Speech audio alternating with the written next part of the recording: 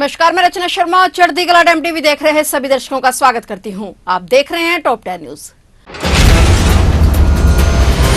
पंजाब के जालंधर में उस समय इलाका विस्फोट के धमाके से बुरी तरह से दहल गया जब पूर्व कैबिनेट मंत्री और भाजपा के वरिष्ठ नेता मनोरंजन कालिया के घर पर आतंकी हमला हुआ। आंगन में धमाका होते ही हड़कंप मच गया। ई रिक्शा और बाइक से आए 3 बदमाशों ने रात 1:15 पर पूर्व मंत्री के घर में हैंड ग्रेनेड फेंका। सूचना पर पुलिस पहुंची।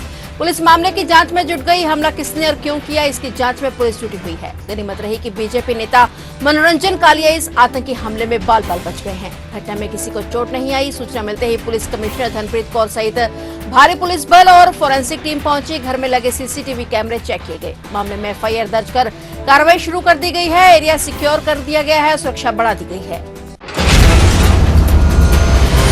कांग्रेस का 84वां अधिवेशन आज मंगलवार 8 अप्रैल से अहमदाबाद में शुरू हो गया है। बुधवार 9 अप्रैल तक चलने वाले इस अधिवेशन में कांग्रेस शासित राज्यों के मुख्यमंत्री, प्रभारी, प्रदेश अध्यक्ष, नेता प्रतिपक्ष और अन्य वरिष्ठ नेता शामिल हुए हैं। राहुल गांधी, सोनिया गांधी समेत 80 कांग्रेस नेता अहमदाबाद पहुंचे हुए हैं। अधिवेशन की शुरुआत कांग्रेस वर्किंग कमेटी की बैठक के साथ हुई। अधिवेशन में 2027 के गुजरात विधानसभा चुनाव के लिए रणनीति बनाई जा रही है। बैठक में संगठनात्मक मुद्दों पर चर्चा हो रही है। गुजरात में पार्टी की स्थिति को मजबूत करने, चुनावी रणनीतियों और नीतियों पर विचार करने के लिए ये बैठक बुलाई गई है। वहीं इस बैठक में 2027 के गुजरात विधानसभा चुनाव के लिए प्रारंभिक रोड मैप तैयार होने की भी संभावना है। बता दें कि कांग्रेस गुजरात में 64 साल बाद कार्यक्रम कर रही है। इससे पहले 1961 में भावनगर में अधिवेशन हुआ था। यह आजादी के बाद गुजरात में कांग्रेस का पहला कार्यक्रम था। इस साल महात्मा गांधी के बतौर कांग्रेस अध्यक्ष 100 साल पूरे हो रहे हैं। इसके अलावा सरदार वल्लभ भाई पटेल की 150वीं जयंती भी है। दोनों ही महान विभूतियां गुजरात में पैदा हुई थी, इसलिए कांग्रेस पार्टी ये अधिवेशन गुजरात में कर रही है।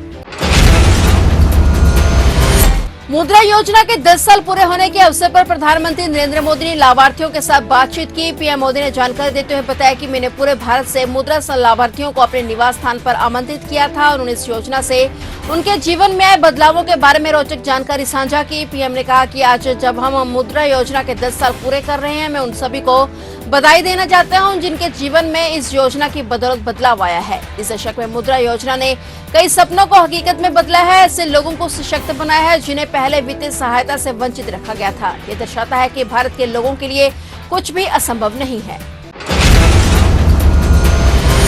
Anti gangster task force Punjab ने लॉरेंस बिश्नोई, रोहित गोदारा गैंग के 2 प्रमुख गुर्गों जशन संधू और गुरसेवक सिंह को मोहाली से गिरफ्तार किया है। राजस्थान के गंगानगर में 2023 में हुए इस हत्याकांड में वांछित जशन संधू जॉर्जिया, अजरबैजान, सऊदी अरब और दुबई में लगातार ठिकाने बदलकर गिरफ्तारी से बच रहा था। दुबई से नेपाल में उतरने के बाद वह कानून प्रवर्तन से बचने के प्रयास में सड़क मार्ग से भारत में दाखिल हुआ। प्रारंभिक जांच से पता चलता है कि जशन ने गिरोह को रसद सहायता प्राप्त करने में महत्वपूर्ण भूमिका निभाई थी। उसने पूछताछ में विदेशी हवाला ऑपरेटरों, ट्रैवल एजेंटों और विदेशों में छिपे भगोड़ों, गैंगस्टरों के ठिकानों की पहचान की है। आरोपियों से एक 32 कैलिबन पिस्तौल और 7 जिंदा कारतूस बरामद किए गए हैं। इस गिरफ्तारी से पंजाब और नई दिल्ली में सनसनीखेज अपराधों को नाकाम कर दिया गया है।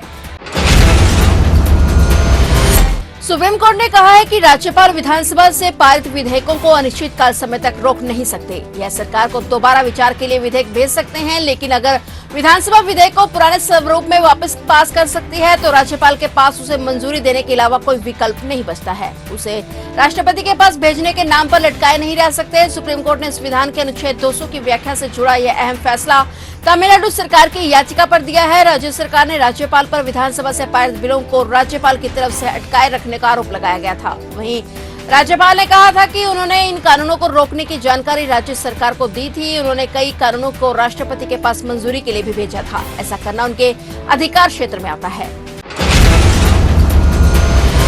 जम्मू कश्मीर विधानसभा में वक्फ कानून को लेकर आज एक बार फिर भारी हंगामा और नारेबाजी हुई। सदन में विधायकों के बीच इस कानून को लेकर मारपीट और हाथापाई भी हुई। हंगामे के बीच स्पीकर को सदन की कार्रवाई कुछ देर के लिए स्थगित करनी पड़ी। जम्मू कश्मीर विधानसभा में मंगलवार को जैसे ही सदन की कार्रवाई शुरू हुई, एनसी और पीडीपी के विधायकों ने हंगामा मचाना शुरू कर दिया। पीडीपी के एमएलए वाहिर उर रहमान ने जम्मू कश्मीर विधानसभा में वक्फ बिल को निरस्त करने का प्रस्ताव जम्मू कश्मीर विधानसभा में रखा और इसके बाद हंगामा और नारेबाजी शुरू हो गई। पीडीपी प्रमुख और जम्मू कश्मीर की पूर्व सीएम महबूबा मुफ्ती ने पार्टी के विधायक का प्रस्ताव एक्स पर साझा करते हुए कहा कि वक्फ का मुद्दा आस्था से परे है। यह भारत के 24 करोड़ मुसलमानों के अधिकारों, आस्था और सम्मान पर सीधा हमला है। उन्होंने कहा कि पीडीपी ने इस महत्वपूर्ण मुद्दे को उठाते हुए एक नया प्रस्ताव पेश किया है। सरकार को इसे गंभीरता से लेना चाहिए ताकि लोगों की आवाज सुनी जा सके। अमेरिकी राष्ट्रपति डोनाल्ड ट्रंप ने एक बार फिर से चीन को बड़ी धमकी दी है। ट्रंप ने चेतावनी दी है कि अगर 24 घंटे के भीतर बढ़ाए गए टैरिफ को कम करने का फैसला नहीं लिया जाता है तो वह चीनी वस्तुओं पर टैरिफ को बढ़ाकर 50% कर देंगे। इसी के साथ उन्होंने चीन के साथ चल रही सभी वार्ताओं को समाप्त करने की भी धमकी दी है। यह टिप्पणी उनके social media platform truth social पर एक पोस्ट के माध्यम से आई। ये विश्व की दो सबसे बड़ी अर्थव्यवस्थाओं के बीच टैरिफ वृद्धि से उत्पन्न वैश्विक बाजार में उथल पुथल के बीच है। ट्रंप ने कहा कि टैरिफ बढ़ाने का चीन का निर्णय पहले दी गई चेतावनियों का सीधा उल्लंघन है। ट्रंप का कहना है कि उनके टैरिफ के खिलाफ जो भी जवाबी कार्रवाई करेगा उसे तुरंत नए और काफी अधिक टैरिफ का सामना करना पड़ेगा और चीन ने ऐसा ही किया। ट्रंप की यह धमकी ऐसे समय में आई जब पूरे विश्व के आर्थिक जगह में अमेरिकी टैरिफ को लेकर हाहाकार मचा हुआ है।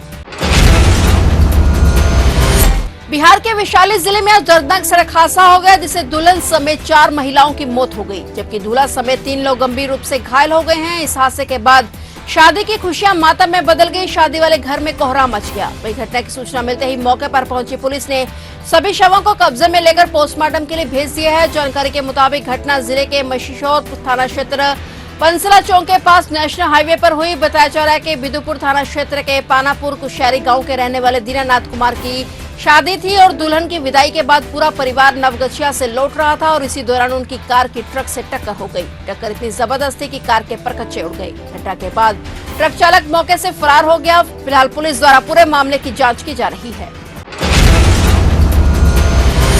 नए सत्र की शुरुआत महंगाई से हुई है। दरअसल सरकार ने अब रसोई गैस का सिलेंडर भी महंगा कर दिया है जिससे आम आदमी की जेब पर फिर से असर हुआ है। एलपीजी की कीमत में बढ़ोतरी उज्ज्वला और आम उपभोक्ताओं दोनों के लिए होगी। तेल मंत्री हरदीप सिंह पुरी ने 50 रुपए प्रति सिलेंडर की बढ़ोतरी किए जाने का ऐलान किया है। एलपीजी के प्रति सिलेंडर की कीमत में 50 रुपए की वृद्धि की गई है। पीएमयूवाई लाभार्थियों के लिए यह कीमत 500 से यह 550 हो गई है और अन्य के लिए यह 803 रुपए से बढ़कर 853 रुपए हो गई है।